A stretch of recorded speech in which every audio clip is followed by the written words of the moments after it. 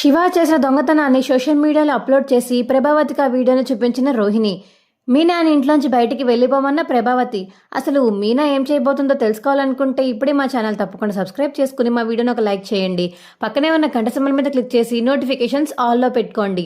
అప్పుడే మేము చేసే వీడియోలు మీకు రోజు వస్తాయి. మావయ్య, అసలు మీరు ఏం మాట్లాడుతున్నారు అని మౌనిక అంటుంటే నేనేమన్నాను, ఉన్నదే కదా అన్నాను అని సంజయ్ వాళ్ళ నాన్న అంటాడు.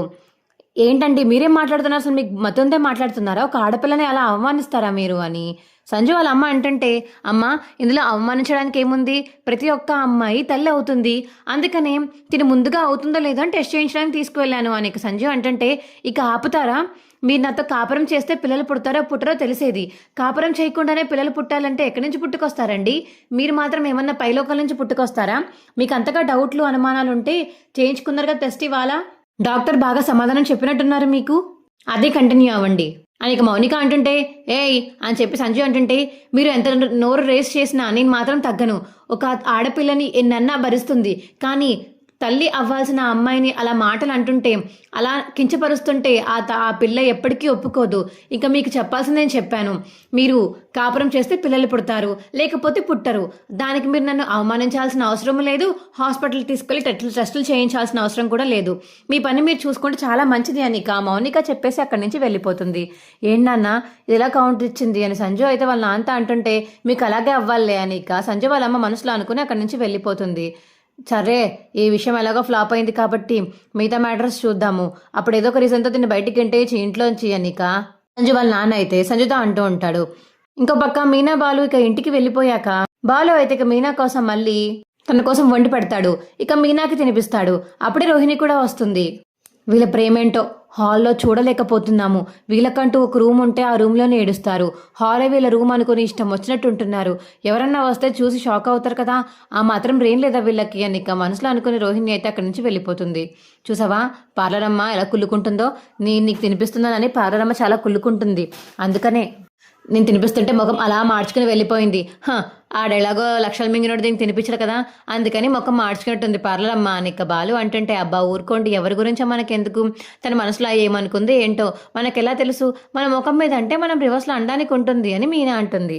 ఇక రోహిణి అయితే రూమ్లోకి వెళ్ళి, వీళ్ళు ఎలాగో హాల్లోనే పడుకుంటారు కాబట్టి బాలు పడుకున్నప్పుడు ఫోన్ పక్కన పెడతాడు, ఆ ఫోన్ దొంగతనం చేసి వీడియో నాకు పంపేసుకుంటే ఒక పని అయిపోతుంది కదా, ఎస్ మంచి ప్లాన్, కానీ పడుకున్నాక ఆ ఫోన్ ఎక్కడ పెట్టాడో చూసి దాన్ని బట్టి నేను లాక్ తీసి పంపించుకోవాలి అని రోహిణి అయితే మనసులో అనుకుంటుంది. ఇంకా అందరూ పడుకున్నాక రోహిణి అయితే లేచి బాలు ఫోన్ ఎక్కడ పెట్టాడా అని బాలు చుట్టూరా వెతుకుతుంది, కానీ బాలు మాత్రం కనపడకుండా తలగడ కింద పెడతాడు. ఇక తలగడ కింద పెట్టడంతో రోహిణికి ఫోన్ ఎలా తీసుకోవాలో తెలియక చాలా కష్టాలు పడుతుంది. ఇక ఫోన్ దొరక్కపోయేసరికి ఇప్పుడు కాదు రేపొద్దున ట్రై చేద్దాము అని లోపలికి వెళ్ళి అయితే రోహిణి అయితే పడుకుంటుంది. మళ్ళీ ఇక మార్నింగ్ లేచాక మీనా కిచెన్ రూమ్లో ఉండడం చూసి రోహిణి అయితే అప్పుడు ఫోన్ కనబడుతుందా, ఫోన్ తీసుకుందామని వెళ్ళబోతుంటే ఇక అలారం మోగడం వల్ల ఫోన్ అయితే బాలు తీసుకుని మళ్ళీ పక్కన పెట్టుకుంటాడు.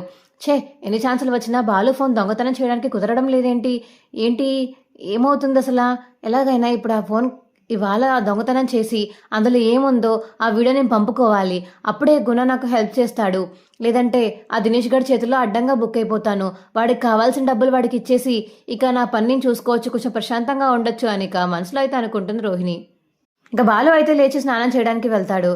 ఇక స్నానం చేయడానికి వెళ్ళిన టైం చూసిన రోహిణి అయితే, అది ఎస్ బాలు ఫోన్ ఇప్పుడు దొంగతనం చేసి నేను పంపించేసుకుంటే ఒక పని అయిపోతుందని ఇక బాలు స్నానానికి వెళ్ళగానే పరిగెత్తుకుంటూ వెళ్ళి ఫోన్ అయితే తీసుకుని రోహిణి అయితే మంచం మీద కూర్చుని ఫొటోస్ పంపించుకోవడానికి వీడియోస్ పంపించుకోవడానికి చూస్తూ ఉంటుంది.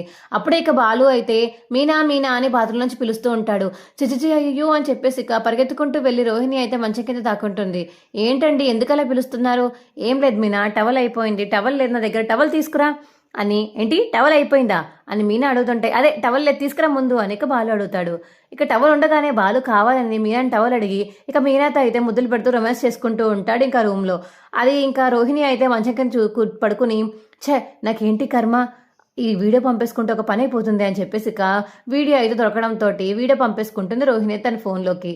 ఇక ఏవండి ఆపుతారా, నేను బయటకు వెళ్ళి వంటలు చెయ్యాలి, టిఫిన్ చెయ్యాలి, లేకండి ఊరుకోండి అని చెప్పేసి ఇక మీనా అయితే బయటికి వెళ్ళిపోతుంది. ఇక బాలు అయితే బట్టలు వేసుకుని ఫోన్ ఎక్కడుందో కనిపించట్లేదని మళ్ళీ మీనాని పిలుస్తాడు. ఇక రోహిణి అయితే, అమ్మమ్మ నేను దొరికానంటే ఇప్పుడు అడ్డంగా బుక్ అయిపోతాను, ఫోన్ ఎక్కడుందో వెతుకుతారు, నా దగ్గర ఉందని తెలిస్తే ఇంకా అయిపోయినట్టే నా పని, రూమ్లోకి ఎందుకు వచ్చావు, మంచం కింద ఎందుకు దూరావు అని అడుగుతాడు. ఏం చెప్పాలి సమాధానం, నేను సైలెంట్గా ఉంటే మస్ట్ అని చెప్పేసి ఇక సైలెంట్గా ఉంటుంది రోహిణి అయితే. మీనా వెతుకు మీనా అని ఇక బాలు పిలవడంతో మీనా కూడా ఇక ఫోన్ ఎక్కడ పెట్టాడా బాలు అని ఇల్లంతా వెతుకుతారు. ఇక రోహిణి అయితే కావాలని ఇక తన పని అయిపోయాక ఫోన్ తీసుకువెళ్ళి బట్టల కింద పెట్టేసి పరిగెత్తుకుంటూ తన రూమ్లోకి అయితే వెళ్ళిపోతుంది.